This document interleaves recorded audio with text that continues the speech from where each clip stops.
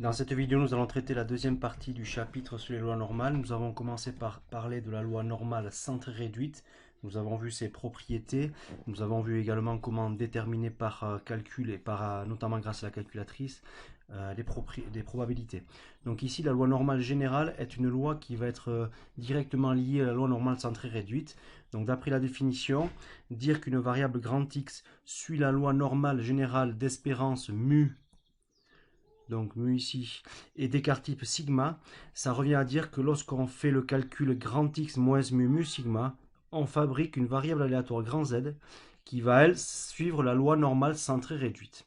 Bon, alors la loi normale générale d'espérance mu et d'écart type sigma, elle pourrait être notée sous la forme n mu sigma carré, donc on verra tout à l'heure dans un exercice cette notation. Alors quelques remarques sur la loi normale d'espérance mu et d'écart type sigma. Bon, d'abord, on va laisser tomber la remarque sur la variance. La fonction, donc toujours pareil, donc derrière cette loi normale générale, derrière cette variable aléatoire, on peut associer une fonction, appelée fonction densité.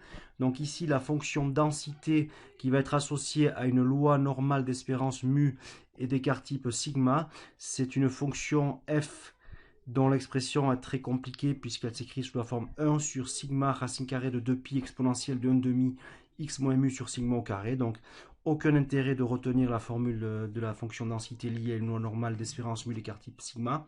Par contre, ce qui va être très important, c'est à nouveau ici de mémoriser la représentation graphique de ce genre de fonctions. Donc à nouveau ici, nous aurons des fonctions densité qui vont être représentées par des courbes en cloche. Et ce qu'il faudra bien retenir, c'est que comme pour la courbe en cloche liée à la loi normale centrée réduite, donc la loi normale centrée réduite, je rappelle qu'on avait une courbe en cloche qui était symétrique par rapport à l'axe des ordonnées. Donc ici aussi, nous aurons une courbe en cloche qui va être décalée par rapport à l'axe des ordonnées, mais qui va également admettre un axe de symétrie. Et l'axe de symétrie ici, pour les fonctions densité liées à des lois normales générales, seront des droites d'équation x égale mu. Donc en fait ici, l'axe de symétrie sera centré au niveau de mu, c'est-à-dire au niveau de l'espérance. Donc le paramètre mu de la loi normale générale qui valait 0 pour la loi normale centrée réduite, donc ici, va désigner l'endroit où on a l'axe de symétrie de la courbe en cloche. Donc la courbe en cloche sera toujours centrée au niveau de l'axe de symétrie en mu, en la valeur de l'espérance mathématique. Donc voilà, donc mu, le premier paramètre de la loi normale générale, désignera graphiquement l'endroit où se trouve l'axe de symétrie de la courbe en cloche. Ensuite, le paramètre sigma. Le paramètre sigma, lui, il va jouer un rôle sur la forme et l'allure de la courbe en cloche. Donc la deuxième remarque est ici, dit quoi?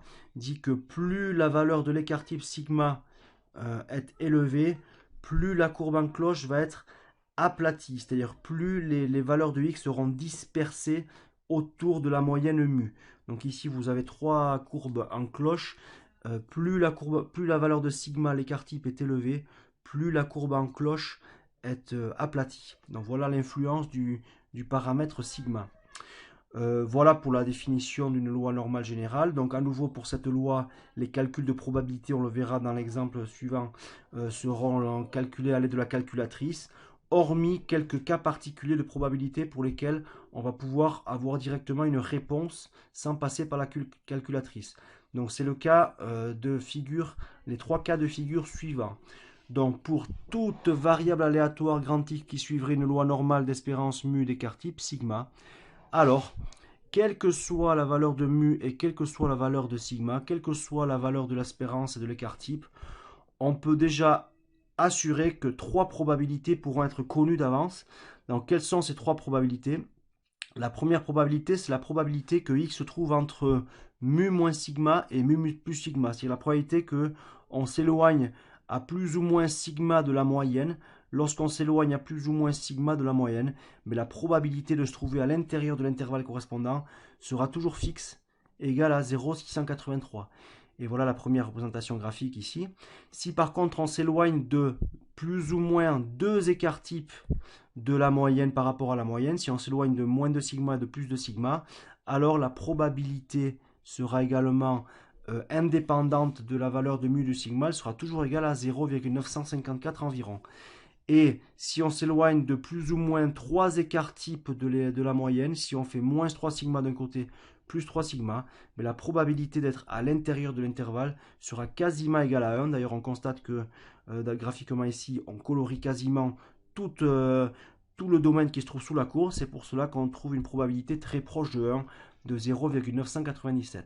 Donc nous avons ici 3 cas de figure où les probabilités seront connues. On n'aura pas besoin de la calculatrice pour les déterminer. Donc ce qu'on va faire maintenant, c'est qu'on va mettre en place, on va donc traiter un exercice d'application de cette loi normale générale, où l'on verra une mise en application de ces 3 probabilités qu'on vient de voir, mais également vous rappeler comment on se sert de la calculatrice pour déterminer des probabilités liées à la loi normale.